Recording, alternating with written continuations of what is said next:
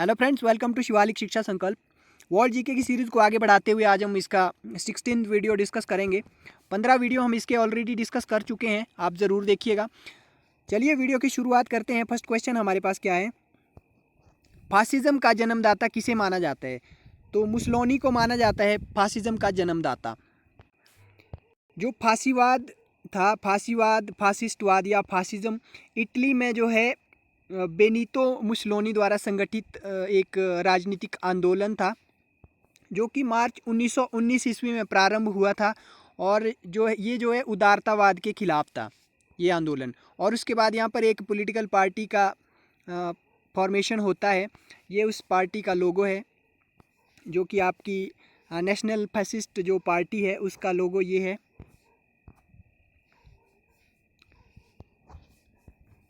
ये आपके पास लोगो है उस पार्टी का। चलिए नेक्स्ट क्वेश्चन देखते हैं। नेक्स्ट क्वेश्चन हमारे पास कौन सा है, आधुनिक तुर्की का निर्माता किसे माना जाता है? आधुनिक तुर्की का निर्माता मुस्तफ़ा कमाल पाशा को माना जाता है। आधुनिक तुर्की का निर्माता जो है आपका मुस्तफ़ा कमाल पाशा को माना जाता है, आधुनिक तुर्की का निर्माता। और इसे जो है अतातुर्क यानी तुर्की का पिता भी माना जाता है, तुर्की का पिता भी कहा जाता है, मतलब उपनाम दिया जाता है। मुस्तफ़ा कमाल पाशा का जो उपनाम है अतातुर्क है, यानी तुर्की का पिता। और तुर्की में जो है एकता और प्रगति समिति का गठन हुआ था आपका 1889 के अंदर। और ये जो तुर्की है यूरेशिया में स्थित एक देश है ये, और इसकी राजधानी अंकारा है। इसकी जो राजभाषा है तुर्की भाषा है। और मोस्ट इम्पॉर्टेंट चीज़ जो यहाँ पर निकल करके सामने आ रही है, ये दुनिया का एकमात्र मुस्लिम बहुल देश है जो कि धर्मनिरपेक्ष देश है।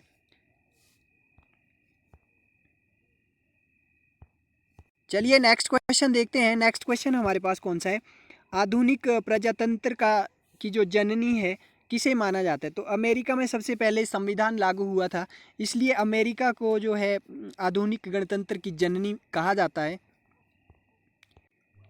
अमेरिका जो है 1783 ईस्वी में आज़ाद हुआ था, और 1787 ईस्वी में अमेरिका का संविधान बनकर तैयार हो गया था। और 1789 में जो है अमेरिकी संविधान लागू हो गया था। और उसी साल 30 अप्रैल को जॉर्ज वाशिंगटन अमेरिका के पहले राष्ट्रपति बने थे।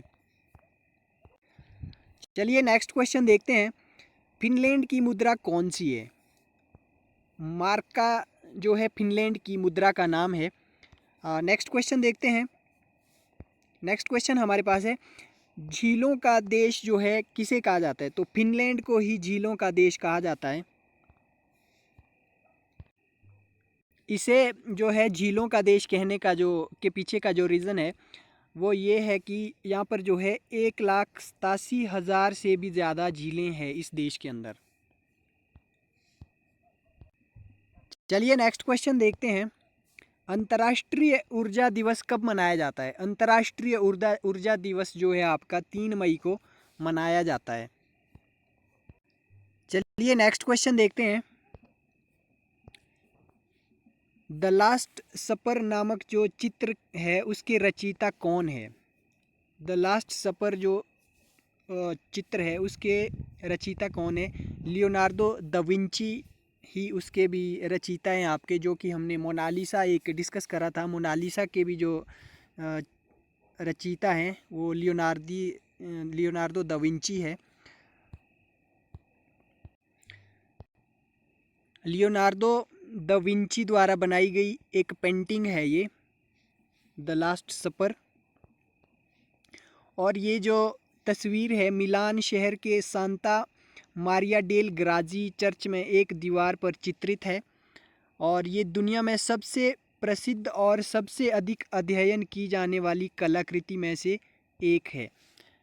और ये देखिए, ये आपके पास द लास्ट सपर जो चित्रण हुआ है आपका इस चर्च में, इस चर्च की दीवार पर, जो कि आपकी सांता मारिया डेल ग्राजी जो चर्च है मिलान में, उसकी दीवार पर ये चित्रित है। किसके द्वारा बनाई गई है? लियोनार्डो दा विंची के द्वारा बनाई गई है। चलिए नेक्स्ट क्वेश्चन देखते हैं।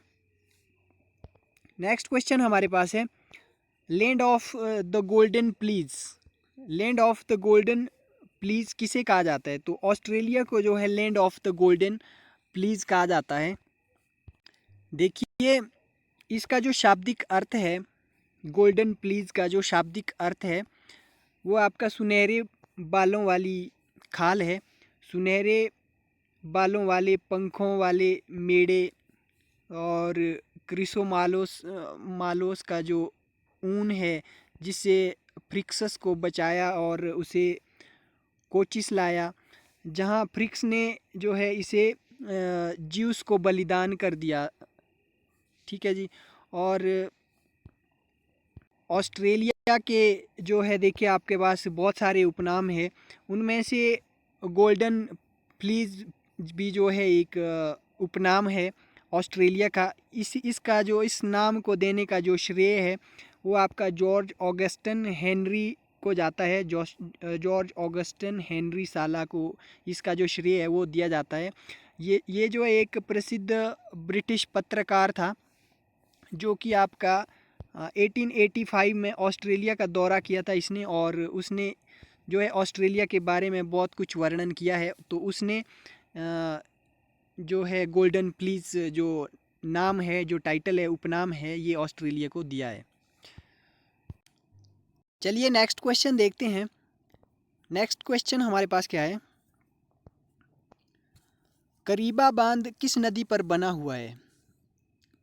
जेम्बेली नदी पर बना हुआ है आपका करीबा बांध। ये जो जेम्बेजी नदी है इसे जम्बेसी भी कहा जाता है, जो कि अफ्रीका की चौथी जो है सबसे लंबी नदी है। अफ्रीका में पूर्व की ओर बहने वाली सबसे लंबी नदी है।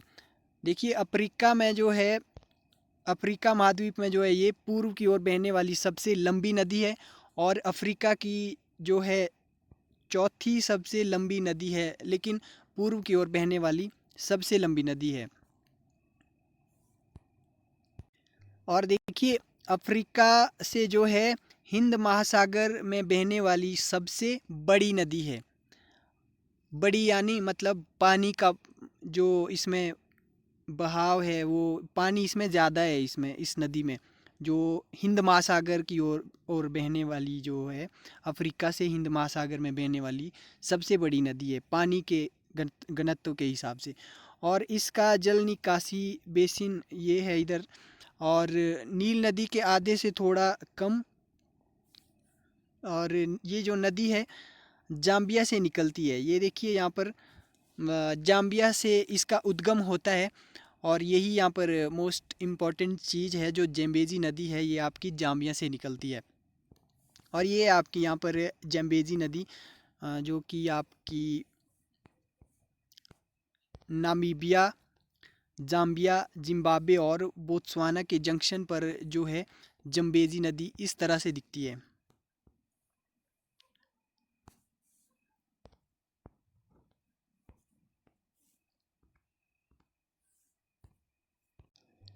चलिए नेक्स्ट क्वेश्चन देखते हैं।